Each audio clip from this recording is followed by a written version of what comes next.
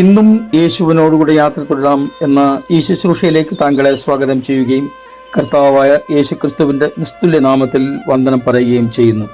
ഏതൊരാളും ജീവിതത്തിൽ എപ്പോഴും ഉയർച്ച ആഗ്രഹിക്കുന്നവരാണ്. ഒരു ദിവസത്തേക്കോ 2 ദിവസത്തേക്കോ കുറേ കാലത്തേക്കോ അല്ല, നിലനിൽക്കുന്ന ഉയർച്ച തന്നെയാണ് എല്ലാവരും ആഗ്രഹിക്കുന്നത്. എന്നാൽ നമ്മൾ ആഗ്രഹിക്കുന്ന അത്ര ഉയർച്ച നമുക്കിതുവരെ പ്രാപിക്കാൻ കഴിഞ്ഞിട്ടുണ്ടോ? ചിലരെ സംബന്ധിച്ചിടത്തോളം അത് ശരിയാണെങ്കിലും ചിലരെ സംബന്ധിച്ച് പറയുകയാണെങ്കിൽ നമ്മൾ ആഗ്രഹിച്ച അത്ര ഉയർച്ച മാത്രമേ നമുക്ക് പ്രാപിച്ചെടുക്കാൻ കഴിയുള്ളൂ. അല്ലെങ്കിൽ അവർ ആഗ്രഹിച്ച അത്രയും ഉയർച്ച മാത്രമേ പ്രാപിച്ചിട്ടുള്ളൂ. അതേക്കുറിച്ച് നോക്കാം. ഇന്നും നമുക്ക് യേശുവിനോട് കൂടെ യാത്ര തുടരാം. ചില നിമിഷങ്ങളിലെ തുടർധ്യാനത്തിനായി ആവർത്തന പുസ്തകം 28-ാം അധ്യായം 13-ാം വാക്യം വായിക്കട്ടെ. ഞാൻ ഇന്ന് നിന്നോട് ആജ്ഞാപിക്കുന്ന നിന്റെ ദൈവമായ യഹോവയുടെ കൽപ്പനകൾ കേട്ട് പ്രമാണിച്ചു നടന്നാൽ യഹോവ നിന്നെ വാലല്ല തല ആക്കും. നീ ഉയർച്ച തന്നെ പ്രാപിക്കും, താഴ്ച പ്രാപിക്കയില്ല.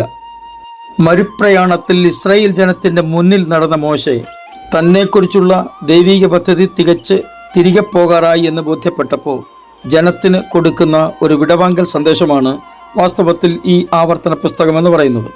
കഴിഞ്ഞ നാളുകളിൽ ദൈവം നടത്തിയ വഴികളും ദൈവം വിടുവിച്ച വിധങ്ങളും ദൈവിക പദ്ധതികൾ നിറവേറ്റപ്പെട്ടതുമായ അനവധി കാര്യങ്ങൾ ഈ പുസ്തകത്തിൽ ഓർമ്മിപ്പിക്കുന്നുണ്ട് മോശെ. 28-ാം അധ്യായത്തിൻ്റെ 1 മുതൽ 14 വരെയുള്ള വാക്യങ്ങൾ അനുഗ്രഹത്തിൻ്റെ ഒരു കൂമ്പാരം നമുക്കവിടെ കാണാൻ പറ്റും.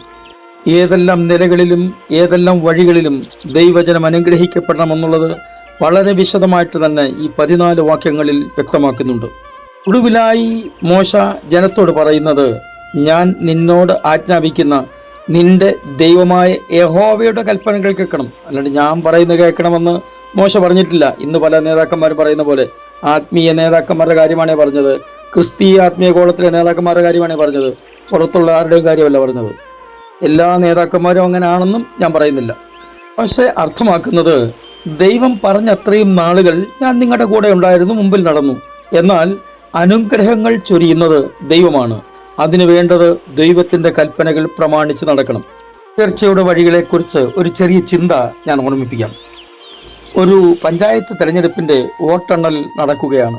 ആദ്യത്തെ ബൂത്തിൻ്റെ എണ്ണൽ കഴിഞ്ഞപ്പോൾ ഒരു സ്ഥാനാർത്ഥിക്ക് താൻ 33 വോട്ടുകൾക്ക് മുന്നിലാണ് എന്ന വിവരം കിട്ടി. അദ്ദേഹത്തെ പിന്തുണച്ച് കൂടെ ഉണ്ടായിരുന്നവർ വേഗത്തിൽ ആരവാരവും മുഴക്കി ഭയങ്കര സന്തോഷമൊക്കെ പ്രകടിപ്പിക്കാൻ തുടങ്ങി.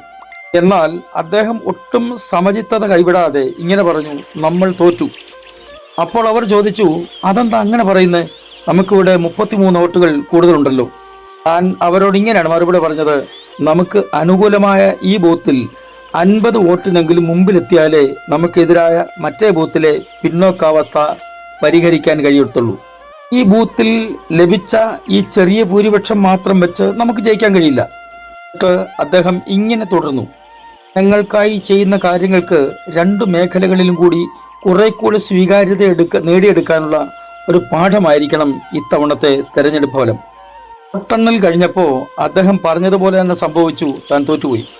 ഇവിടെയുള്ള പ്രവർത്തനങ്ങൾ ശരിക്കും വിലയിരുത്തിയത് അദ്ദേഹം മാത്രമാണ്. ബാക്കിയുള്ളവരൊക്കെ എല്ലാം ഒന്നും വേണ്ട നിലകളിൽ മനസ്സിലാക്കിയവരല്ല. ഉയർച്ച പ്രാപിക്കണമെങ്കിൽ ഒരു കാര്യം മനസ്സിലാക്കണം, യാതൊരാൾക്കും സ്വയം നിശ്ചയിക്കുന്ന ലക്ഷ്യത്തിനപ്പുറത്തേക്ക് വളരാൻ കഴിയില്ല. അതായത് നമ്മൾ ഇട്ടിരിക്കുന്ന അതിർവരമുണ്ടല്ലോ, അതിനപ്പുറത്തേക്ക് നമുക്ക് വളരാൻ പറ്റില്ല. മരക്കൊമ്പ് ചാടിപ്പിടിക്കാൻ ശ്രമിക്കുന്ന ഒരുത്തനും മാനത്തെ തൊടാൻ കഴിയില്ല. ചെയ്യാൻ പറ്റുന്നത് നിസാര ലക്ഷ്യങ്ങൾ എങ്ങനെയെങ്കിലും നിശ്ചയിച്ച് കീഴടക്കിയാൽ അത് നേടിയെടുക്കുക, മതിമയങ്ങി ജീവിക്കുക, ഇത്രമേ പറ്റത്തുള്ളൂ. ലക്ഷ്യമില്ലായ്മ പോലെ തന്നെ ദോഷകരമായ കാര്യമാണ് ഔന്നത്യമില്ലാത്ത ലക്ഷ്യങ്ങളും. അതായത് നമ്മുടെ ലക്ഷ്യങ്ങൾ ഔന്നത്യമുള്ളതായിരിക്കണം. സമൂഹത്തിൽ ലഭിക്കുന്ന ചില താൽക്കാലിക നേട്ടങ്ങൾ ചിലരെ കൊണ്ടൊക്കെ കൈയടിപ്പിച്ചേക്കാം. എന്നാൽ ആത്മപരിശോധനയുള്ളവർ അവിടം കൊണ്ട് അവസാനിപ്പിക്കാൻ ശ്രമിക്കത്തില്ല. ഇതിനപ്പുറം ലക്ഷ്യം വെച്ചിട്ടാണ് അവരുടെ പോക്ക്. അതുകൊണ്ട് അവിടെ അവർക്ക് അവസാനിപ്പിക്കാൻ കഴിയില്ല. ചില ചെറിയ വിജയങ്ങൾക്ക് പിന്നിലും കരഘോഷങ്ങൾ ഉണ്ടാകുമെന്ന് ഞാൻ പറഞ്ഞല്ലോ. എന്നാൽ അതിൻ്റെ ഇടയിലും ഒരു കാര്യം ശ്രദ്ധിക്കാതെ പോകരുത്. അക്കൂട്ടത്തിൽ പലതരക്കാരാണല്ലോ ഉള്ളത്. ചിലർ ഗുരുക്കന്മാരായിരിക്കും, മറ്റു ചിലർ നമ്മുടെ കുറവുകൾ ചൂണ്ടിക്കാണിക്കുന്നതായിരിക്കും, വേറെ ചിലരാകട്ടെ നമ്മുടെ സുഹൃത്തുക്കളായിരിക്കും, അഭ്യുതാകാംക്ഷികളായിരിക്കും. ഇങ്ങനെ ഏത് നിലയിൽപ്പെട്ട ആളാണെങ്കിലും നമ്മൾ അവരോട് വളരെ കരുതലോടെ ചേർന്ന് നിൽക്കുകയും അവരെ ചേർത്ത് നിർത്തുകയും ചെയ്യണം. നിന്നെ വാലല്ല തലയാക്കും, നീ ഉയർച്ച പ്രാപിക്കും, താഴ്ച പ്രാപിക്കയില്ല എന്നൊക്കെ യഹോവയായ ദൈവം പറഞ്ഞിട്ടുണ്ടല്ലോ എന്ന് വെച്ച് നമ്മളൊരു കാര്യം ചെയ്യാതെ പോകരുത്. നമുക്ക് ലഭിക്കുന്ന അവസരങ്ങൾ അത്യുത്സാഹത്തോടുകൂടി കഠിന പ്രയത്നത്തിന് മടിക്കരുത്.